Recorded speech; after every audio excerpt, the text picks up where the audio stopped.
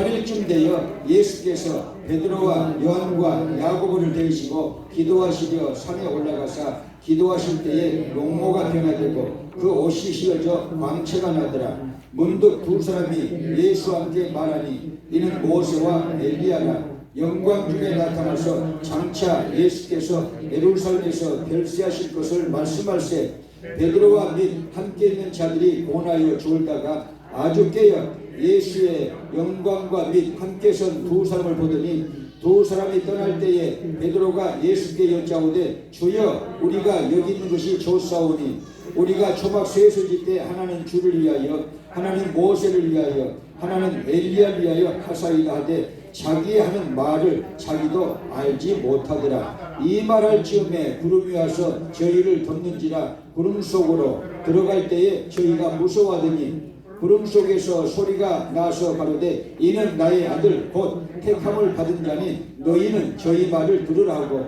소리가 그치매 오직 예수만 보이시더라. 제자들이 잠잠하여 그 본 것을 무엇이든지 그때에는 아무에게도 이르지 아니하니라. 아멘. 오늘 주보에 2페이지짜리 간지를 끼워드렸는데 그 중에 천연색으로 된 거 보실까요? 자, 여기 뱀도가 나왔습니다. 기도의 교리, 두 번째 교리는 변화의 교리, 세 번째 교리는 십자가의 교리, 네 번째 교리는 천국 교리, 다섯 번째 교리는 섬김의 교리, 여섯 번째 교리는 체험의 교리, 일곱 번째 교리 섬김의 교리. 그 다음에 순종의 교리입니다. 여러분, 순종이 제사보다 낫고 듣는 것이 수양의 기름보다 나으니. 할렐루야. 그런데 예수 구원을 받은 다음에 우리가 성화의 길로 나가야 됩니다. 믿으시면 아멘.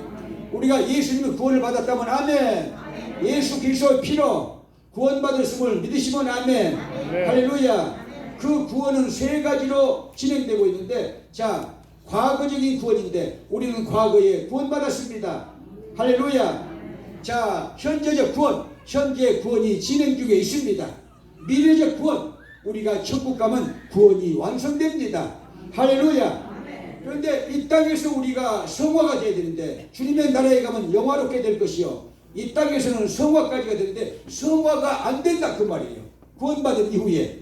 구원받은 사람들도 유치원 학생들이 많아요. 여기도요. 우리 할머니들이 유치원생들도 많아요. 여기에.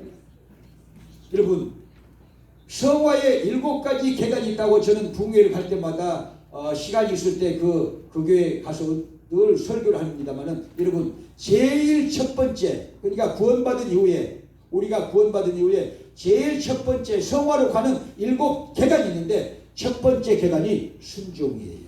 그게 어려운 거예요. 정말 어렵습니다. 교회 오라고 하는데 안 온다고 하잖아요. 불순종해가지고. 우리 원로 권사님이 지금 통역하고 계셔요. 저도 1979년도에 저희 어머니가 서울을 자꾸 올라와가지고, 제가 여러분 기자 생활도 하고 한국교회 문제연구소도 하고 총신에서 대학부 4학년 가르치고 신대원에서 강도사들 3학년 또 가르치고 그렇게 했다고 그랬잖아요. 근데 올라오셔서 목사가 돼야 된다고 자꾸 그러셔요. 목사가 돼야 된다고. 그래서 이제 어쩔 수가 없어가지고 제 마음도 내키지도 않는데 제가 총회본부를 가가지고 총무한테 내가 이제 어머니 때문에 내가 못 살겠다고, 또 내가 돌아와야겠다고 그렇게 하면서 교회를 하나 소개라고 하니까 저기 전라도 목포 가는 쪽에 무한장복교회를 그 총무 목사님이 소개하셨어요. 근데 제가 아멘하고 가야 되는데 그 자리에서 노 하고 돌아왔어요. 망종이야.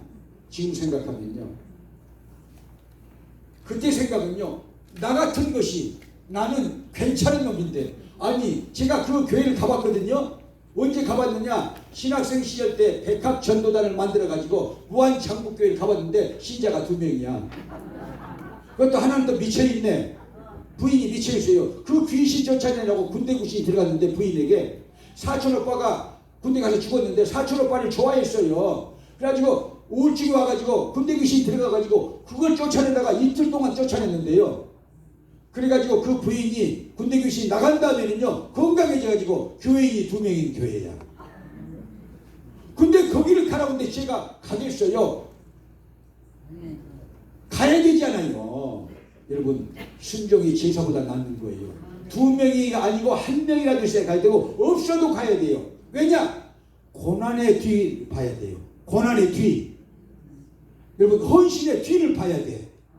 십자가를 지고 나서 영광이 있는 거예요. 그러니까 현상만 보지 말기 어려운 일이라도 하시기 바랍니다. 아이고 나는 능력 있는 사람인데 능력이 있는데 내가 그따위 교회를 가? 죄송합니다. 지금 제가 그따위로 못된 사람이었어요. 가지고 안 갔어요. 그러니까 그런 일들이 계속 불순종이 늘어나니까 결국은요 여러분 하나님이 손을 대시는데 서라브 식당에 주물러 고기가 됐다고 제가 말씀드렸잖아요. 여러분 하나님의 다루시는 손길이 훈련의 손길이 오기 전에 우리는요 순종해야 된다는 걸 저는 믿음으로 여러분들에게 말씀을 드리면서 설교의 문을 열어갑니다. 할렐루야. 자, 안동 성신여학교 지금은 대학교가 된 줄 알고 있는데 선교사가 운영하는 그때 당시에 여학생 교회 학교였는데 그 선교사가 미국 선교사예요. 교장 선생님이에요. 그런데 이제 이 학교를 키우려고 또 학생들을 미국에 유학을 시켜가지고 여러분 돌아오게 해가지고 그 대학을 이렇게 세워서 강사를 하고 교수를 하고 임직원을 만들기 위해서 그 선교사 교장 선생님이 3학년 학생들 250명을 다 학교 캠퍼스로 다 모이게 한 거예요. 그래가지고는요 선교사 교장 선생님이 배추 모종을 갖다 놓고 배추 모종을 갖다 놓고요 배추를 이렇게 심으라 하고는요 배추 모종 있잖아요. 배추 모종 아시는가요? 그걸 어마어마하게 갖다 놓고는요 자기가 시범을 해서 보인다고 하면서 배추 뿌리를 하늘로 하고 배추 순을 땅속으로 심어놨어요. 꼭 이렇게 심어라 그랬어요. 인자는 제가 만들었어요. 그러니까 미국 선교사니까 배추 모종도 모르고 자빠졌네 하면서 여고생들이 난리를 친 거야. 가고 나니까 교장 선생님이 가고 나니까 교무실로 가고 나니까 그래가지고 너무 똑똑해가지고 다 바르게 심어놨는데 3사람만 딱 교장 선교사 목사님이 해라는 대로 해놨어요. 그러니까 따돌림을 당했어요. 저것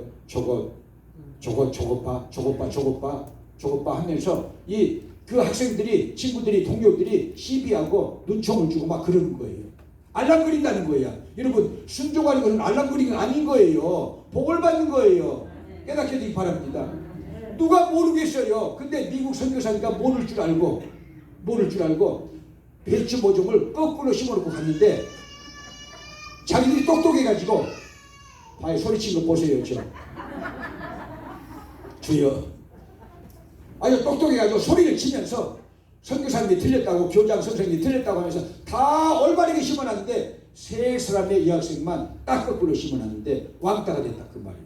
근데 그 다음날 교탁위에 세워놓고 이 3사람을 유학 보내려고 여러분들이 시험했습니다.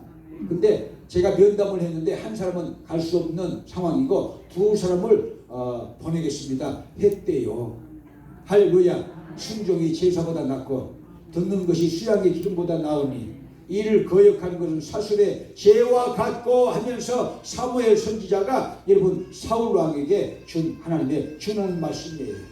여러분 우리가 신앙생활할 때 인생의 길을 갈 때 여러분 순종의 삶이 되시기를 주님으로 축복합니다. 할렐루야. 그렇게 되기를 원하시면 아멘. 따라서 할까요? 예수 구원받은 후에 성화의 삶을 살아야 된다. 성화의 7개 교단. 첫째는 순종의 계단, 2번째는 기도의 계단, 3번째는 성결의 계단, 4번째는 배려와 온유의 계단, 5번째는 화평의 계단, 6번째는 절제와 인내의 계단, 7번째는 용서와 사랑의 계단.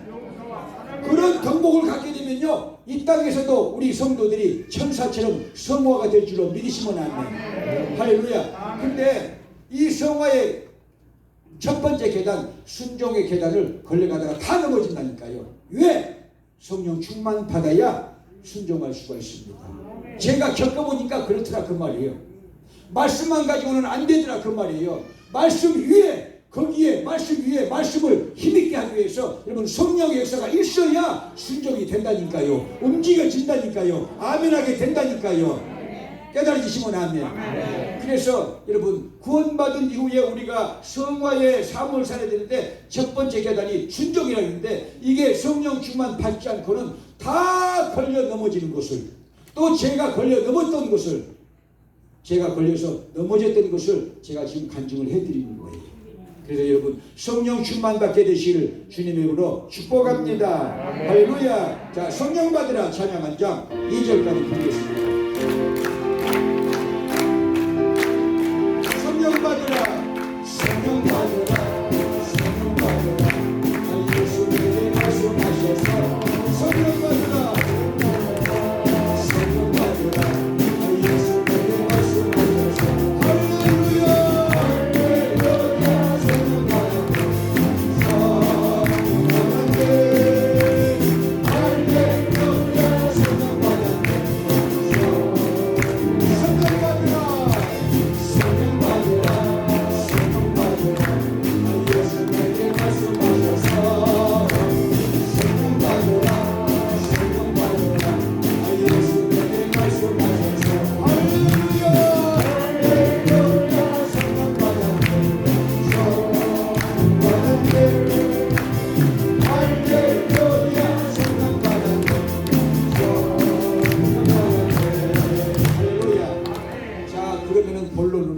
성경에, 신구약 성경에 불순종해가지고 재앙을 당한 사람들 어마어마하게 많지만 그 중에 세 사람의 위인들, 한 사람은 애굽의 바로왕, 두 번째 사람은 사울왕, 세 번째 사람은 요나, 세 번째 사람까지 한번 얘기를 할까 해요. 자, 여러분 이집트의 바로왕 400년 동안 이스라엘 백성들을요 노예 생활을 시켰어요. 하나님의 섭리에 의해서 모세라는 지도자를 통해서 하나님이 모세를 보내셔가지고 해방을 시키는데 바로가 말을 안 들어먹어요. 말을 안 들어요. 하나님의 이적을 보입니다. 그래서요 하나님의 이적을 보일 때는 고집을 꺾었다가 그 이적이 다시 이렇게 희미해지고 또 애굽의 술사들도 그 이적을 두 번째까지 따라오잖아요. 그렇게 두 번째까지 따라오고 그러면은 또 아멘 했다가 또 고집을 피우고 그렇게 하기를 10번이나 해요. 10번이나 해요. 그 바로왕이 여러분 우리와 똑같은 존재라 그 말이에요. 자, 그래서 여러분 제가 성경을 몇 구절 찾아드리고 원하는데 다 찾을 수가 없으니까 한번 보실까요? 두 번째 개구리 재앙, 첫 번째는 나일강의 피재앙, 출애굽기 7장 14절부터 21절, 두 번째는 개구리 재앙입니다. 출애굽기 8장 11절부터 15절 한번 보실까요? 사무실 부탁할까요? 첫 번째 재앙, 나일강의 피가 될 때, 두 번째 재앙, 자 개구리 재앙. 그 술사들이 애굽의 무당 술사들이요 거기까지는 따라왔어요. 악령을 통해서 거기까지 따라왔어도 세 번째 티끌이 이가 되는 재앙, 출애굽기 8장 16절부터 19절 여기는 이제 못 따라오게 되죠. 10장 이만인데 그런 재앙을 많이 당했는데도 끝까지 고집을 피웁니다. 끝까지 고집을 피우는데 죄를 가진 인생을 상징하고 있는 것을 깨닫게 되시 바랍니다. 바로왕이 역사 속의 인물이지만요 오늘날 제 자신도 될 수 있고 여러분도 될 수 있다 그 말입니다.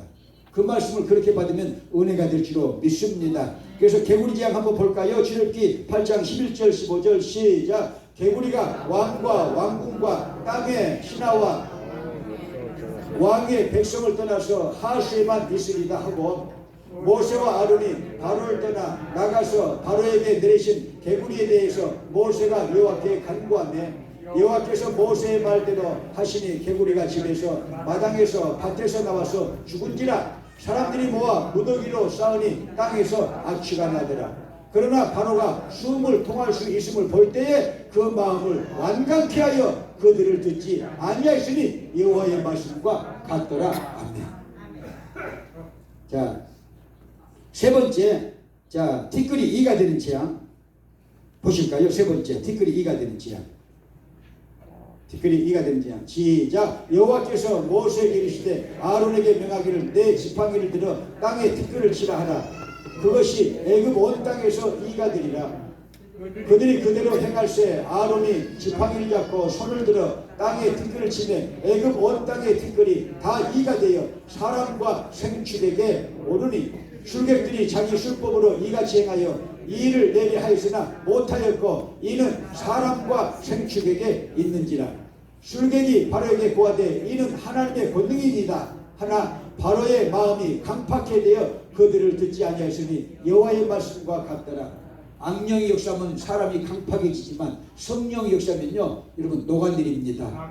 할렐루야. 길가밭도 녹아내립니다. 가시밭도 여러분 완전히 잿더미가 되는 것입니다. 성령 역사하시면요 돌짝밭도 녹아내립니다. 돌도 녹아내려요. 할렐루야. 성령의 역사 속에 살게 되시기를 주님으로 축복합니다. 할렐루야. 자, 네 번째는 파리재앙, 다섯 번째는 생축재앙, 여섯 번째는 독종재앙, 일곱 번째는 우박재앙, 여덟 번째는 메뚜기재앙, 아홉 번째는 흑암재앙, 열 번째는 애굽의 축생의 장자로부터 애굽의 왕의 장자까지 다 죽는 열 번째 재앙까지 당하고 나서야 이 바로가 이스라엘 백성들을 보내요.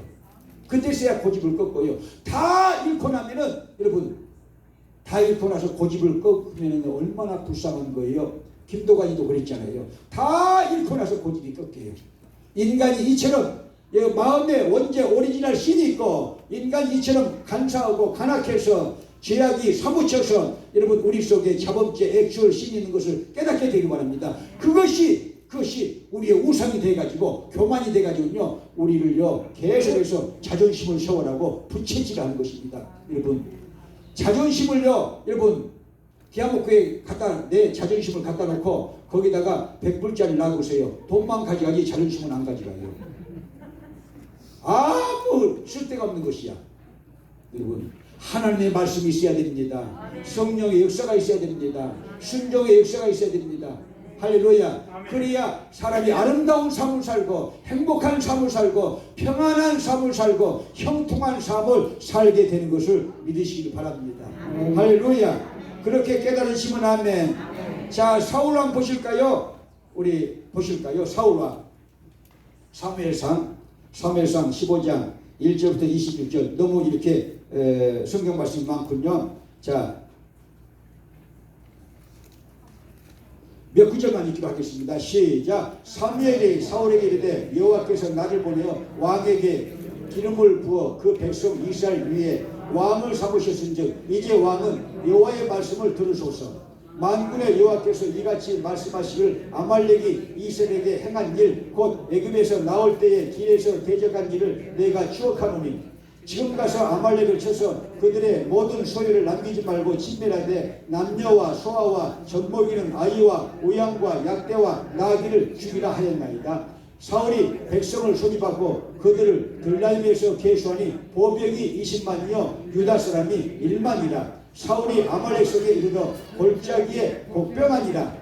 사울이 개인 사람에게 이르되 아말렉 사람 중에서 떠나 내려가라. 그들과 함께 너희를 멸하게 될까 하노라. 이스라엘 모든 자손이 애굽에서 올라올 때에 너희가 그들을 손대하였느니라. 이에 개인 사람이 아말렉 사람 중에서 떠나니라.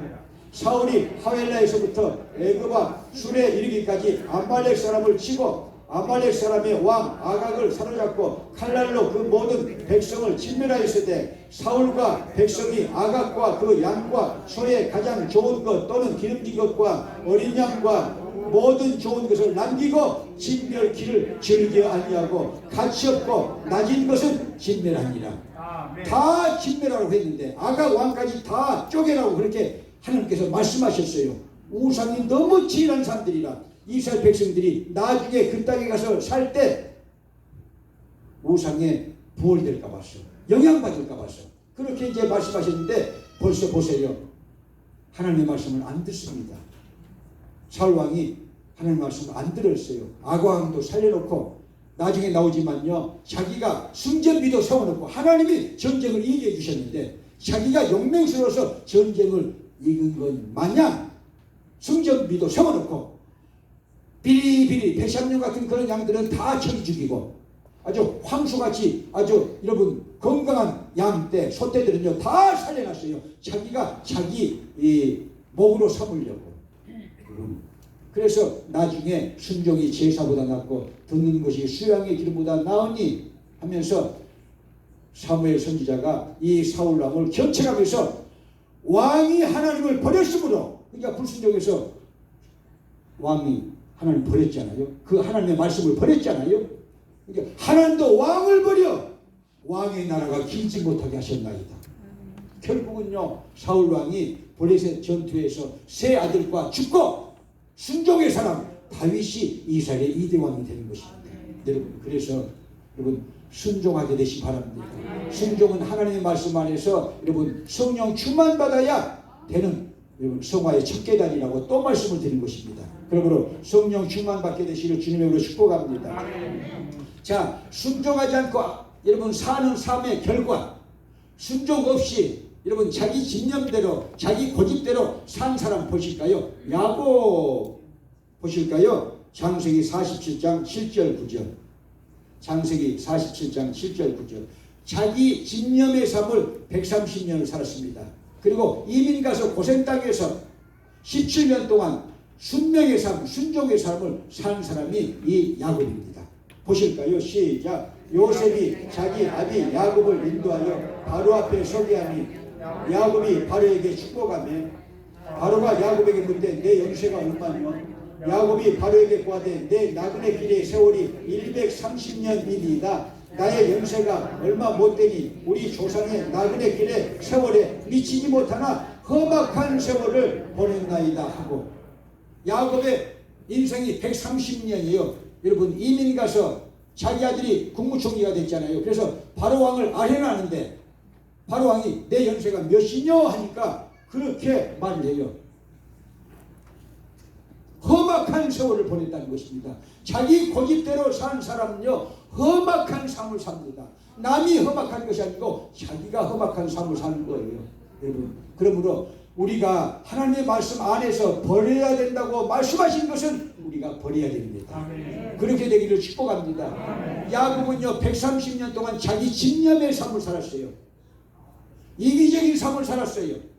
근데 아무것도 안 남았어요. 애국 갈 때 빈털털이 여러분 가나안 성도가 돼서 들어간 거예요. 가나안 성도 몰라요? 빈털털이 성도 아무것도 없이 다 망해가지고 자기 아들 국무총리가 되어 있어서 요셉을 찾아서 66명이 여러분 이 가나안 땅에서 애굽 땅으로 들어간 역사가 창세기 역사고 400년 후에 나왔다니까요. 180만 명의 여러분 이 민족이 이루어져 가지고, 그래서 여러분 자기 집념의 삶을 사는 사람들, 자기 이기적인 삶을 사는 사람들은요 뒤돌아보면요 발자국이 엉켜 있어요. 험악한 삶을 사는 거예요. 그러지 마시고 여러분 야곱은 깨달았어요. 그렇게 자기가 집념의 삶을 살아도 고집대로 살아도 다 하나님이 불어버리면요 아무것도 남지 않는다. 그것을 깨닫게 하셨어요. 다 불어버리셨어요.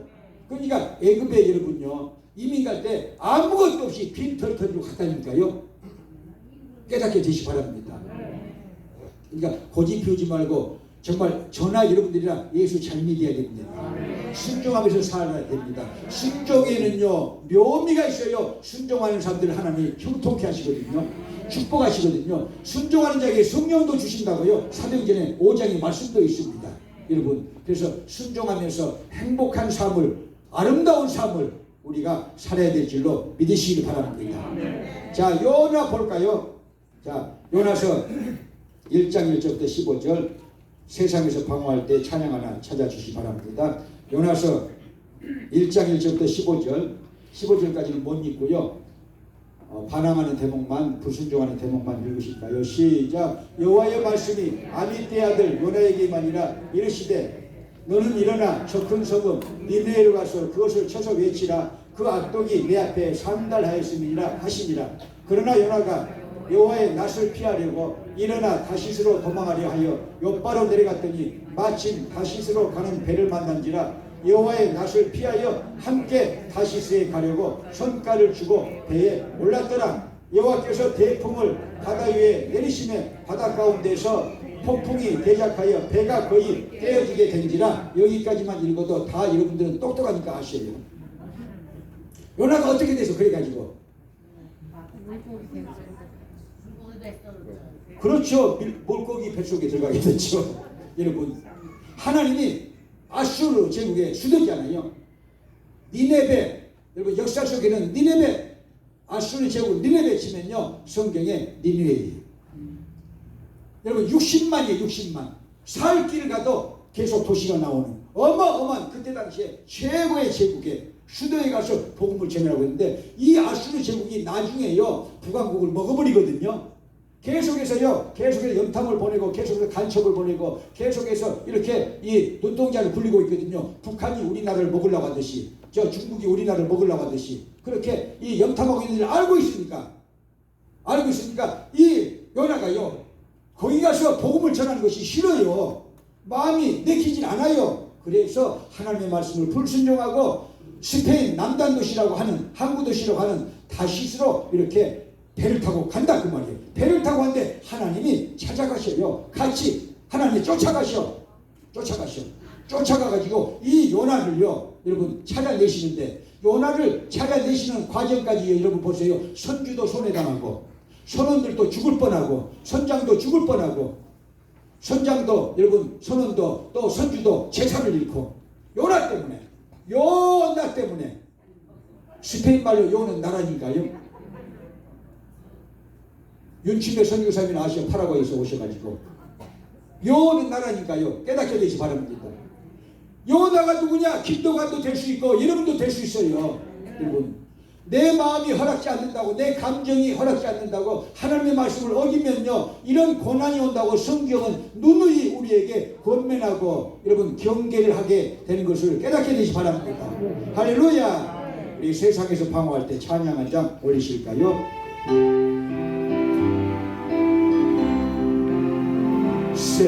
세상에서 방황할 때 나 주님을 몰랐네. 내 맘대 고집하며 온갖 죄를 저질렀네. 예수여 이 죄인도 용서받을 수 있나요? 얼마나 더 못한 내가 용서받을 수 있나요? 많은 사람 찾아와서 나의 친구가 되어요. 병든보다 상한 마음 잃어가지 못했나요? 예수여 이 죄인을 불쌍히 여겨 주소서. 여겨주소서. 의지하고 넘기고 위로받기 원합니다. 위로받기 원합니다. 이 죄인 예쁜 마음을 예수께서 들으시고 못자국난 사랑의 손 사랑해서 나를 어루만지셔. 예수여 이 죄인이 다시는 울립니다. 다시는 울립니다. 오늘 주여 나의 죄는 아무 걱정 없습니다. 내 모두 무거운 짐 이젠 모두 다 벗었네. 우리 주님 예수께서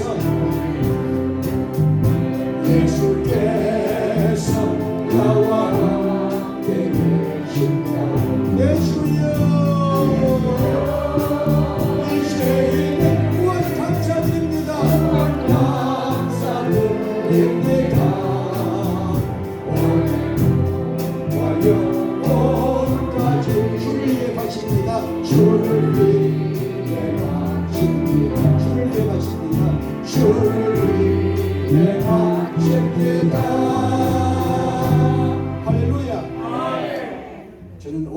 이 찬양에 눈물의 사연이 있어요. 김도관의 눈물의 사연, 회개의 사연이 있어요. 제 가정이 너무 어려웠을 때 우리는 신앙생활을 시작했다고 했잖아요. 제가 나이가 먹으니까 과거를 돌이켜보면서 잘못한 것이 막 생각나기 시작해요. 이제서 사람이 돼가는 것 같아요. 어린 시절에 그 고향 모교의 윤성덕 목사님, 수석 목사님이잖아요. 수석 목사님을 불순종했던 것, 또 부모님을 불순종했던 것, 하나님께 불순종했던 것, 그런 것들이 요즘은 새록새록 이렇게 생각이 나요. 정말로 괜찮은 목사님이거든요. 그 목사님 밑에서 29명의 전도사, 선교사, 목사들이 나왔어요. 근데 여러 사람들이 말하기를 제일 그 목사를 닮은 사람이 김덕환입니다. 주여.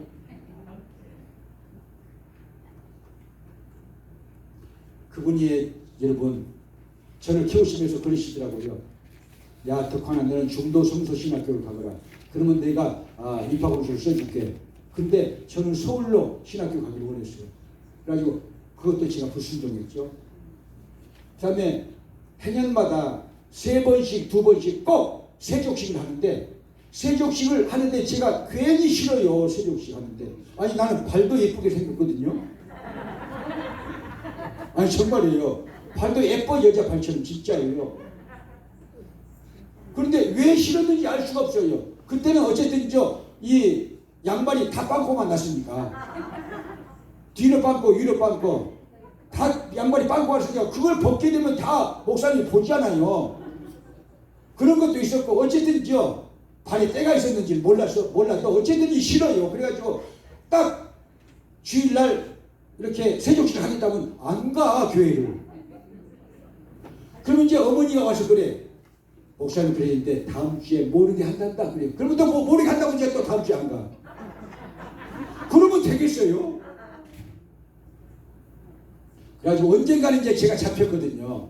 그래가지고 발을 시켜주면서 그러시더라고요. 덕환아, 지금은 몰라도 네가 크면 다 안다. 크면 다 안다. 크면 다 안다. 그래서 나는 아멘 갖고 가만히 있었죠. 왜냐면 모르니까. 근데 제가 목회자가 돼가지고 40년 목회해보니까 다 알게 됐어요. 그게 무슨 소리인지 다 알게 됐어요. 그리고 천국 가서 만나자, 천국 가서 만나자, 천국에 가서 꼭 만나자, 그렇게 몇 번이나 그분은 내한테 얘기를 하셨거든요. 대답도 못했어요. 지금 그분이 계신다면 아멘 이렇게 할 텐데 제가 할렐루야. 그게 생각나는 거예요. 지난주에도. 그러더니 저희 어머니한테 이제 제가 죄를 많이 지었어요. 그렇다고 나쁜 놈, 아니 나쁜 놈이야. 제가 여하튼요 목소리도 커. 얼마나 창피해요. 그 월사금을 가지고 가야 되잖아요.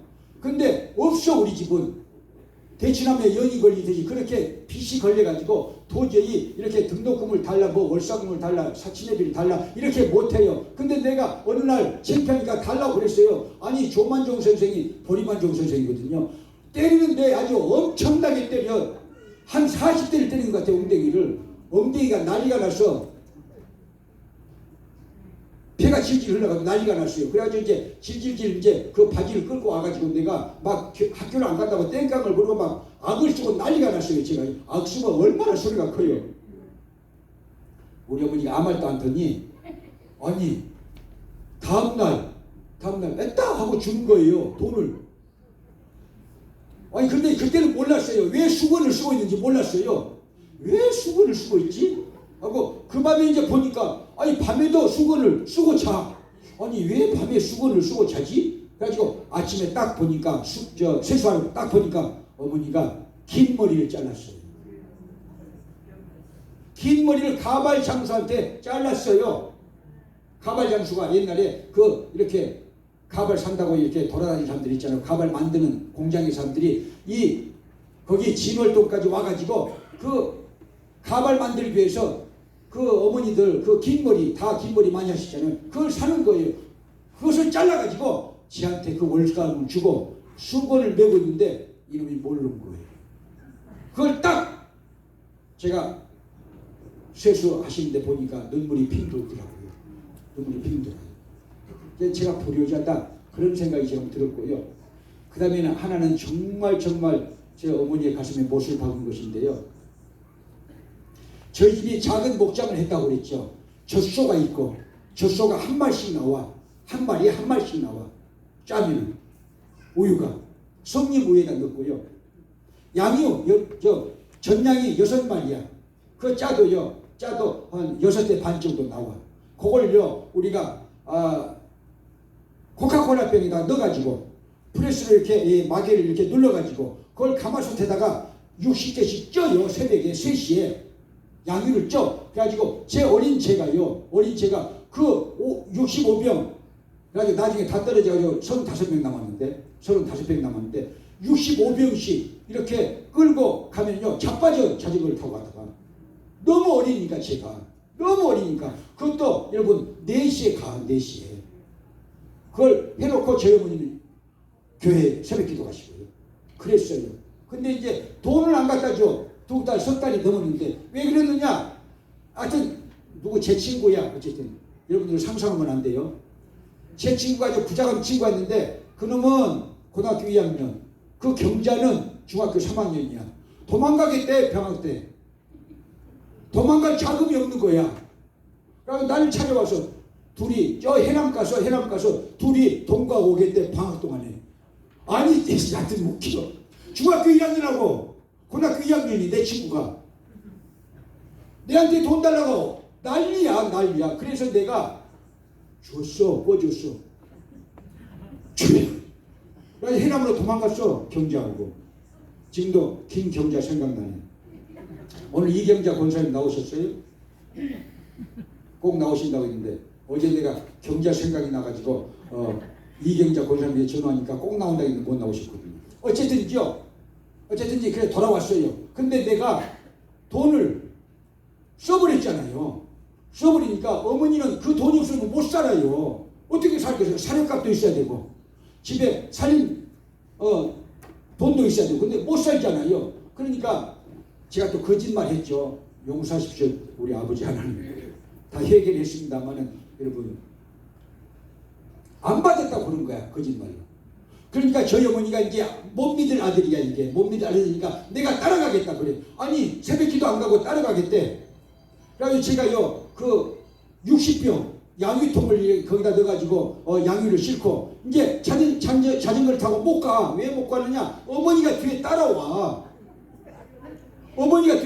왜냐면 전집부터 전부 확인하겠대. 받았냐 안 받았냐, 돈을 받았냐 안 받았냐 전부 물어보겠대요. 그러니까 또 저는 또 기가 살아고 따라와봐. 또 그래 또 하여튼 망종이야 저는. 따라와. 거짓말이면서도 따라와. 곧 죽어도 따라와라고 그래요. 그래가지고 여러분들은 모르시겠지만 홍성훈 목사는 알지 몰라도 어쨌든 지금은 고속도로잖아요. 광주 목포간 그런 그 중간이에요. 봉주도 가는 중간인데 그 돌모래기 옆에 이 물주막이 있었어요. 물주막 뒷까지 거기가 내가 걸어갔다니까 어머니가 따라오는데 어떡해. 뒤에 양유를 싣고 해가 솟으려고 그래 이제. 그래서 제가 조금만 가면 이제 어머니한테 발각난다 해가지고 제가 애따 모르겠다 올라타가지고 쌩 하고 가버렸어요. 자전거 타고.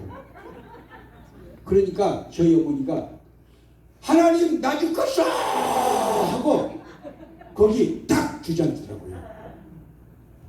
한번 더 돌아보니까 주저앉더라고요. 근데 소리를 들려. 이제 다시 자식까지 속을 썩히어 그래 이제. 아니 그게 왜 또 요즘에 그 생각이 나요 또요. 제가 그래서 이 말씀을 왜 드리느냐. 제가 불순종한 불효자라는 거예요. 자, 담임 목사님 앞에서도 불순종했고, 자, 부모님들 앞에서도 불순종했고, 그래서 하나님 앞에서도 그래서 불순종을 10년 동안이나 한 이 몸이라는 거예요. 불순종했어요. 그래서 어머니가 생각나서 어제 제가 가요무대에 반야월 선생, 진박남인데 이름이 마산 출신이죠. 그분이 우리나라 해방 이후에 최고로 인기가 이거 뭐냐? 불효자입니다. 불변의 일이야. 어떤 가수가 불러도 이 가수를 따라갈 수가 없어요. 그래서 그걸 좀 여기다가 내가 노래를 모르니까. 여기다 좀 띄워달라고 제가 부탁을 드려서 그래서 조금 보실까요, 여러분들? 근데 김도관이의 불효가 혹시 여러분들의 불효라면은 우리가 회개해야 됩니다. 불순종했던 것을 회개하면서 우리가 새로운 삶을 살아야 될 줄로 믿습니다. 자, 불을 끄고 한번 보실까요?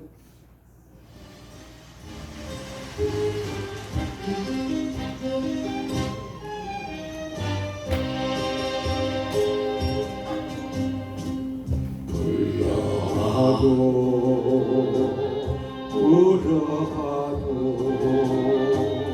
너도 실어버리를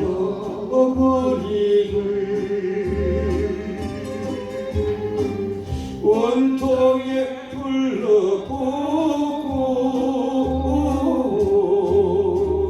땅을 치며 공격해요 다시 모두 어머니여 불초한 이 자식은 생전에 지은 죄를 어떠합니까? 1940년대 김영일 씨가 작사하고 이재호 선생이 작곡을 하고 진방남 선생이 부른 불의가 녹입니다. 회개합니다. 불을 켜주시 바랍니다. 불효자거든요. 목사이지만 불효자거든요. 불순종했거든요. 저는 일생 동안 걸어보니까 잘한 것은 몇 가지가 없고, 자, 담임 목사님에게도 불순종을 너무나 많이 했고, 또 부모님들에게도 너무나 불순종을 했고, 또 하나님께도 10년 동안이나 불순종해가지고 제가 목사가 안 됐다고 제가 말씀드렸잖아요. 언젠가 저희 어머니가 서울로 찾아오셔가지고요. 제가 그때 구파발에서 살때입니다. 저희 어머니가 찾아와가지고 같이 오래간만에 같이 잠을 자는데 제가 잠자다가 이렇게 목이 말라서 일어났는데 보니까 어머니가 벽으로 향해서 기도하고 계셨어요. 그 밤에 그래서 왜 앉아? 그러니까 나 오늘 철학 기도해. 우리 집에 와가지고 서울에 우리 집에 와서 내 방에서 자면서 한 잠도 안 주시고 새벽 기도해요. 아니고 철학 기도. 한 잠도 안 자고 하셨어요. 자식 목사 만들려고요. 목사 만들려고. 이렇게 어머니의 마음에 대못을 박아놓은 현대 불순종이라는 이 교리를 이렇게 제가 딱 명제를 받고 나니까 야, 내가 정말 불순종한 죄인이다. 하나님께도 불순종한 죄인이요, 부모님께도 불순종한 죄인이요, 또 담임 목사님께도 불순종한 죄인이다. 그런 생각이 어제 하루 동안 제 정신세계를 흔들어 놓고 있었고요. 가슴 속에서 감정이 물결치는 거예요. 눈물이 나와가지고. 어머니는 가셨으나 이제 어머니가 가셨거든요. 94세에 가셨는데 그런 것이 이제서 깨달아질 거예요. 이제서.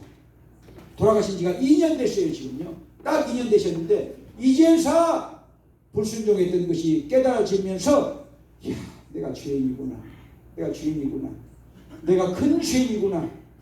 내가 큰 불효자구나 하고 깨달으면서 이 불순종의 교리에 대한 설교를 제가 준비했습니다. 혹시 여러분들 이 세 가지 불순종이 있다면요, 우리 아버지 하나님께 회개하는 이 시간 되시기를 축복합니다. 자, 하나 잡고 마칠까요? 마태복음 21장 1절부터 11절 벳박의 건너편 마을에서 예수님께서 새끼 나귀를 타시고 예루살렘으로 들어가시는 모습이 나와 있습니다. 보실까요?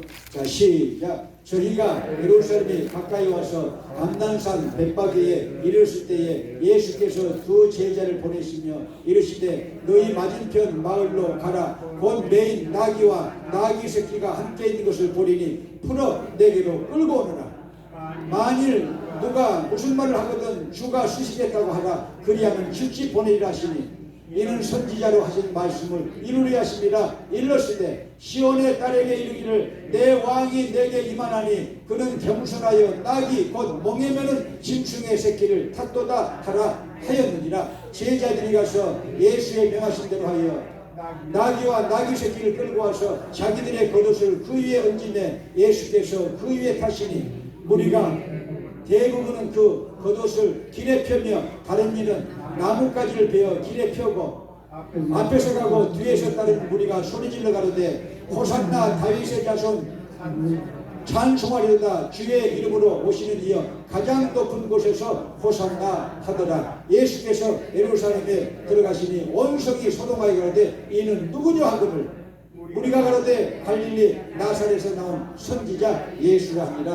아멘. 예수님께서 여러분 예루살렘 속에 들어가시면서 그 전에 벳박에 이 벳박의 맞은편 마을에서 새끼 나귀를 끌고 오라고 했어요. 그 나귀를 타시고 예루살렘 성전에 이제 들어가시는데, 자, 선지자 예수님이라고 생각을 해가지고 구세주 예수님이신데 선지자 예수님, 다윗의 자손 예수님 하면서 여러분 환영하는 인파들이 어마어마하게 많았어요.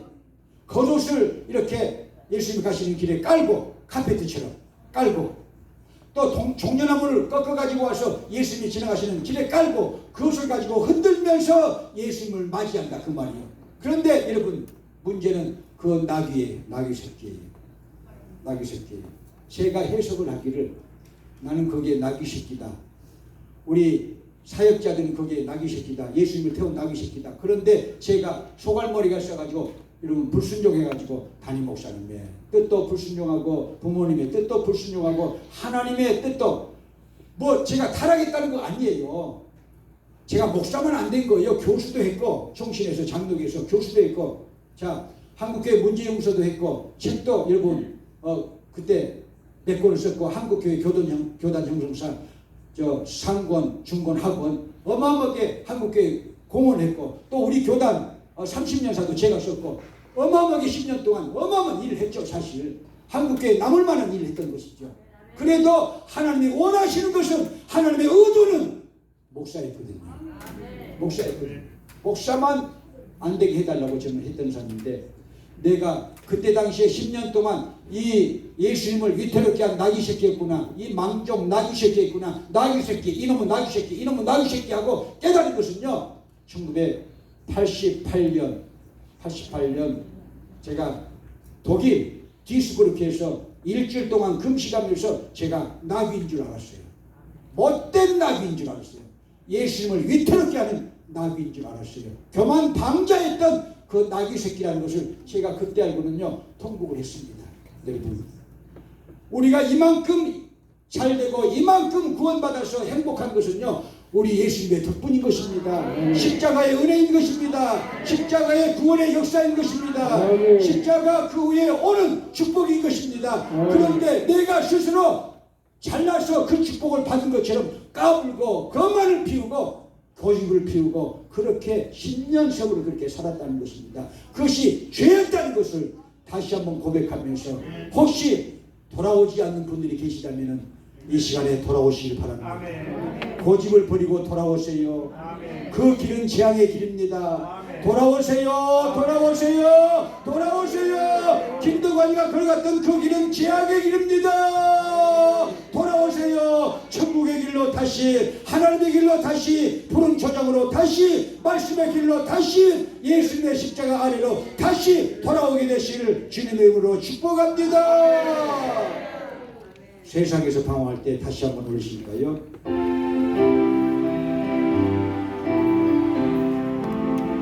세상에서